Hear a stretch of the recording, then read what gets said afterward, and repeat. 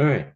Now let's talk about the analytical aspect of the tools that are commonly used by people in McKinsey. The first element of the analytical toolset focus is frame. It's widely regarded as probably the most important component of the model. In essence, framing, especially framing a problem before you can even begin, collecting data will help you to better identify key questions that you are interested in. And this involves drawing key issue trees for potential investigation and then develop and formulate hypotheses for testing during the project. So good framing will often translate into most effective problem solving experience as you'll be make sure that the work you are doing will result in high impact results, which is the ultimate measure of effectiveness. So a lot of time consulting work is like research. You need to understand what the ultimate research question is, right? So framing involve exactly that. You need this step will help you to identify the right question that you need to address. Otherwise, you without identify the right questions, doesn't matter how much effort you put in, how much data you have collected, oftentimes you will result into the wrong solutions, right? So that's why framing is the ultimate, uh, perhaps the most important aspect of the analytical process of any consulting project. In that book, it highlights three engagement rules. First one is to identify the key question. So as we mentioned briefly, if you answer the wrong question, doesn't matter how much effort you put in, it doesn't really matter. Second, way you can help you to better understand the problem is to develop the issue tree. And then based on that, you can formulate a hypothesis to understand what factor that could result in this issue. Could be what factor will help you to address the key questions. So let's quickly talk about what is the issue trees. So so if you I so if issue tree is basically referring to as a visualization tool that help you to better structure the existing issues and solve problem in a more systematic ways. Right. So on the left hand side, you of this slide, you will see a few examples available on the from the textbook. Basically, it provides a way to group your problem into branches. And for example, if we look at the uh, graph on the issue tree on the top of the left hand side corners, if the consulting project focus on the profit problems, then you can simply develop issue tree by understand and categorize potential issue that will impact the firm's profitability, right? So, because the formula to calculate profit is fairly straightforward. It often involves revenue versus cost, right? So once you develop these two branches, then you can further refine to see what additional potential issues could ultimately impact firm's profitabilities. So on the revenue side, you have the number of units sold, and the other important factor that could influence the amount of revenue you will bring is the price per unit, right? So by doing this, developing this issue tree, it allow you to gain a better insight on potential issue that could rise. So that's a very quick explanation on what an issue tree is. So I also include a website on in the title of this slide. So what you can do if you are interested to learn more, just check that out and you'll be able to figure out to get a better understanding of what an issue tree is. And we're also going over some of these analytical toolset in subsequent weeks. So overall, issue tree will provide three benefits. If and to create a clear and rigorous roadmap for your problem, for you to identify, know what the major issue are and what would be potential sub-issue that could serve as important factors shaping those major issues. And also you provide a clear toolset for you to divide and conquer those problems, right? Oftentimes, consulting projects involve complicated problems that require a group of consultants to work on. So this issue tree will provide a way for people to visualize what these major problem areas are. Then within your consulting team, you can decide who has the strength to deal with what aspect of the issue, sub issues, right? So this allow you to better arrange your work accordingly. And it also allow you to figure out how to prioritize, right? So once you figure out, you can also assign weight on those issue trees in order, and for example, you can perhaps assign a value of one for number of unit of sold, but and if you believe that factor such as price per unit is more important, you can assign a higher values.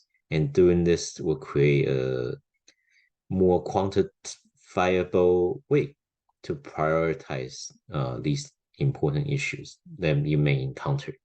And overall, by doing this issue trees, it really help you to hone in the important question you need to address. The next toolset in the analytical framework is organize, right?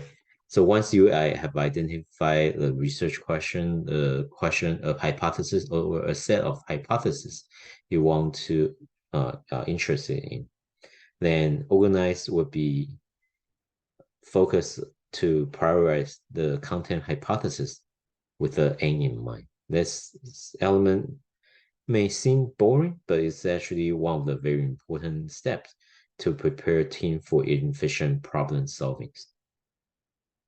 So all team organized in one way or the others, and according to the authors, the more efficient team will organize around content hypothesis with the aim in mind, meaning that simply means you organize the content based on your prior hypothesis, and these hypotheses and the corresponding solutions will have some impact at the end. So that way, you will be sure to know that these things you organize will be impactful.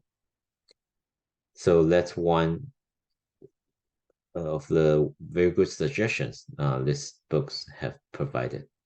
And however, most of the time, the default approach is simply to organize content based on the bucket on what's readily available. But if you simply do that, you will miss the opportunity to create potential impact for your solution, right? So the author also highlights three important engagement rules. Rule number one is you want to develop a high-level process map. Basically, you want to develop a work process that will help you to better see the entire workflow of the project. And you can we'll go over this high-level process map in the next slide. And then you want to create a content map to test hypothesis. And usually this type of content map will based on different the various type of frameworks you have learned from your courses. For example, if you have taken the my strategy management course, you will understand the SWOT analysis, right? SWOT analysis is a way to organize the information you collect in external opportunity and threat, and match that with the internal strength and weakness of the organization in order to come up with strategy alternatives.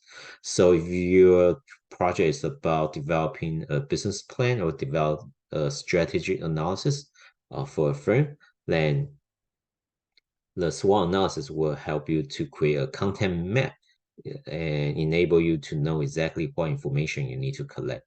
And across these different type of courses you have learned in business school, all these courses will provide different type of framework for you to organize, create content for your consulting project. So be sure to understand what the problem is. Once you understand what the research question is, then make sure you grab the corresponding frameworks from various courses to create a content map. Once you've done that, the rule 3 is to design the storyline. So it's this by designing a storyline, you will know exactly how to make your solution interesting, appealing to your client at the end. And that is also very important because consulting project is not only about coming up with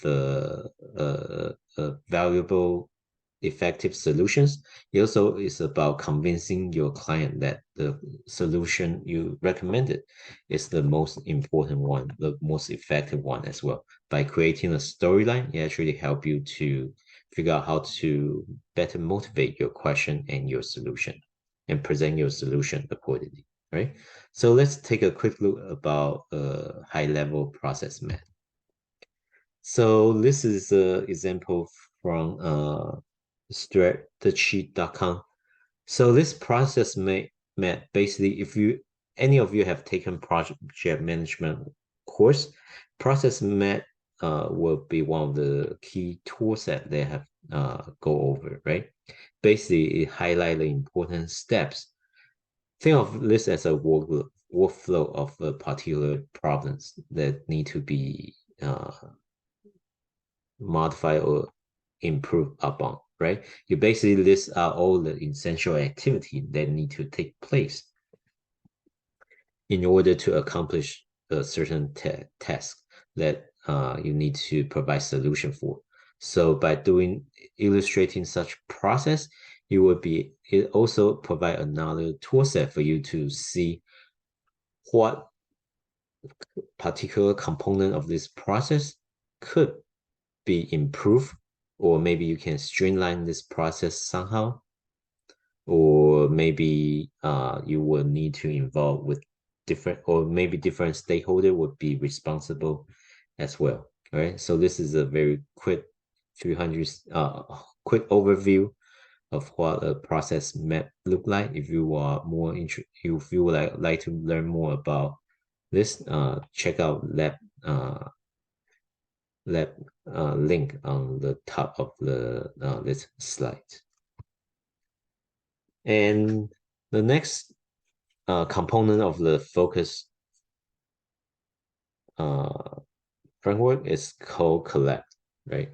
So this collect is about how to provide guidance that will lead to the collection of relevant data and ignore or avoid the over collection of less useful data. So ideally, the most efficient team are those that can look into two-pile data collect and then realize that they should focus on the more relevant data far more than the irrelevant information, simply because those relevant information would be more helpful for you to come up with a recommendation. It's similar to artificial intelligence, right?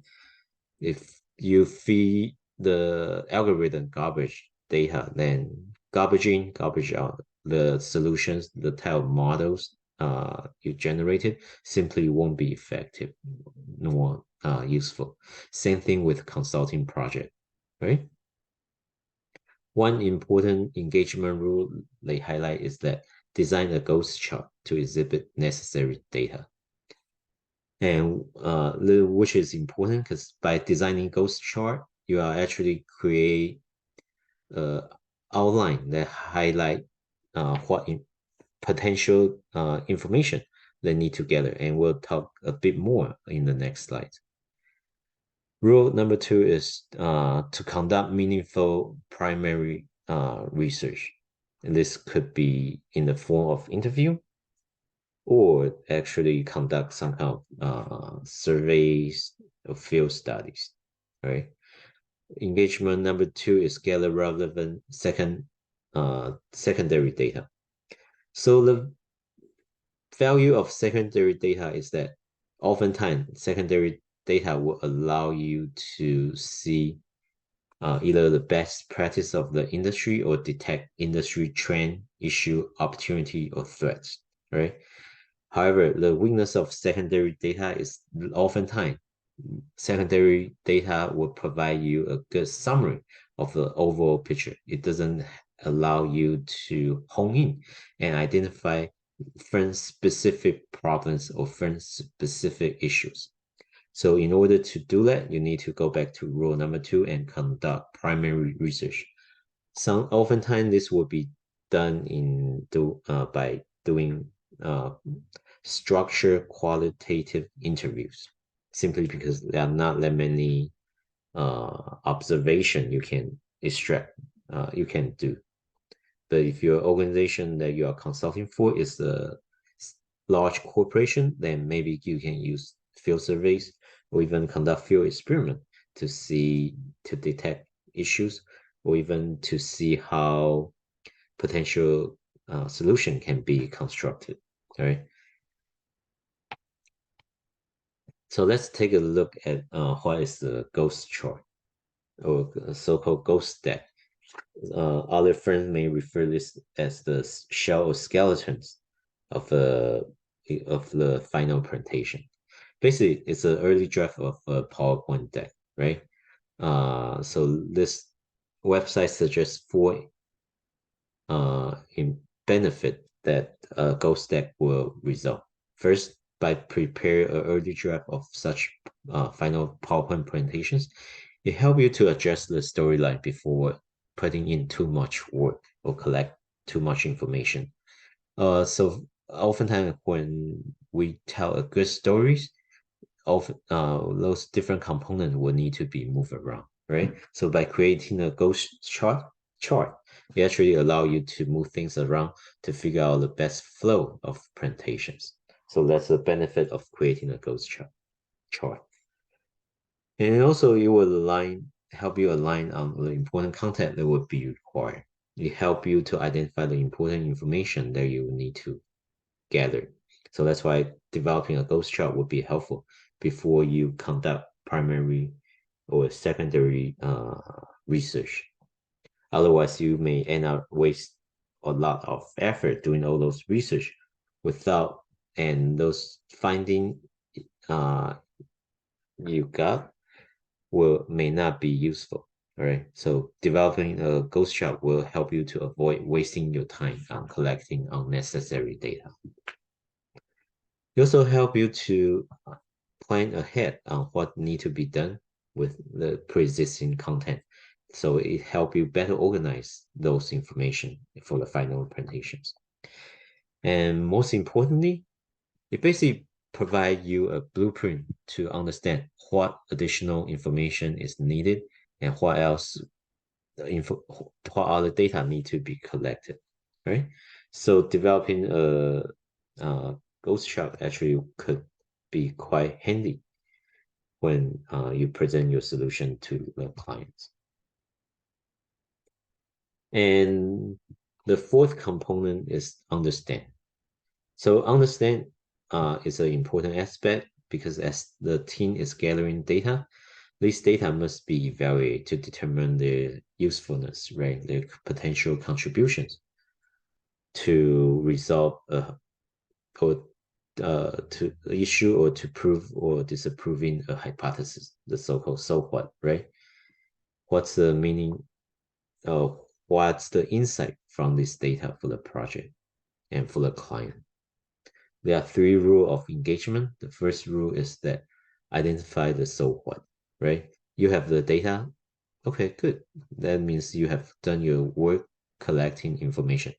But how you analyze that, how you interpret these data is important, right? So you need to figure out how this can be done logically or done statistically figuring out whether there's a relationship between the data, the information you collected, to show that your initial hypothesis is correct or not, right? So that's the identify of so what. The second engagement rule is to think through the implication for all constitute. So once you figure out the so what, the insight, how will this impact all different stakeholders? Remember, in the clients, that the individual you are responsible for may not be the only constituents who will be influenced by the implementation of your recommendation, right? They have supervisors, they have subordinates, and they also have their direct customers. Oftentimes, this implementation of your recommendation could affect all stakeholders in different ways. So you need to be a step further and think about how the implementation or the insight of from your analysis will influence different stakeholders, and what should they do about that, right? And engagement rule 3 is to document the key insight on all charts. That simply means that when you develop this insight and understand their implication to potential end users, potential stakeholders, it would be helpful if you can present these insights and implication visually, right? So human beings tend to do best when they process information visually. Studies have shown that visual information tend to be one of the best way for individual to process information. So that's why you want to figure out how to, in your project, you want to document these key insight and implication into figures or tables or somehow chart. And finally, the last component of this analytical framework is synthesize, right? So the final element of this model is to synthesize this information and make it into a compelling story. Ultimately, the consulting project is about coming up with the recommendations and then convince your clients that this is the right solution or the right recommendation that will beautifully solve their problems, right? So if we look at from that angle, so consulting project, in order for it to be successful, you really need the buy-in of all stakeholders, right? So you need to, that's why you need to have a close discussion to figure out with the client to figure out who all are all the important stakeholder initially. And then when you present and synthesize all this information and come up with your recommendations, you need to think about how this will impact all different stakeholders. And in the process, you want to ensure that you also have the clients buy-in as well. If they are not convinced of your recommendation, then all the effort you put in would be wasted. So do not surprise your clients and hold off all those input and insights till the final project for the final presentations. In the process of engaging your clients, toward the end of the relationship, you want to make sure of what you have learned with these clients and get their feedback, and then modify your presentation for the final presentation. And engagement rule number 2 is that offer specific recommendation for improvement. Oftentimes, it's not sufficient to simply point out what the problem is and what caused these issues. It would always be ideal if you that for you to come up with a very specific, actionable recommendation for improvement. Otherwise, it's very likely the clients already know what the problem is. They often would be looking for your help to generate creative, innovative solutions, right? So that's very important. And rule number 3 is tell a good stories, right? So if you haven't figured this out yet, the MBA program is actually ideally is train you to become a good storyteller. By telling a good story, you will make sure the issue you identify is highly interesting, and the problem and the solutions and recommendation you come with, you need to make them to be impactful. And we'll talk more about how to tell a good story toward the end of the class, right? So this pretty much sum up lecture 2, and I hope these are useful for you. Thanks so much.